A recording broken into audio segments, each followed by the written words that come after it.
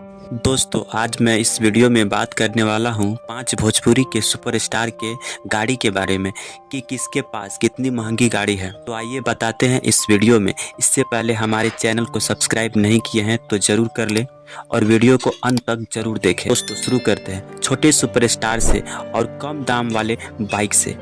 पहला नंबर पे आता है अरविंद अकेला कल्लू, जिनके पास एवेंजर है 220 सीसी का। अगर उसके कीमत की बात किया जाए तो 1,60,000 में आता है। दूसरा नंबर पर आता है निरहुआ, जिनके पास बुलेट है। इस बुलेट की प्राइस की बात किया जाए तो 2,35,000 का है। तीसरा नंबर पे आता है पवन सिंह, जिनके पास बुलेट है 500 सीसी का, जिनका प्राइस है 2,75,000। चौथा में आता है मनोज तिवारी, जिनके पास सबसे महंगी बाइक है, जिनका नाम और दाम हम बताते हैं इस वीडियो को। जिनका नाम है मनोज तिवारी, इनके पास बुलेट है 500 सीसी का, जिनका क्वालिटी सबसे अलग है। इसकी प्राइस की बात किया जाए तो इनकी प्राइस है 2,95,000। 5वां नंबर पे आता है खेसारी लाल यादव, जिनको भोजपुरी का सबसे बड़े सुपरस्टार माने जाते हैं। पास जो गाड़ी है उनका नाम है डेविडसन।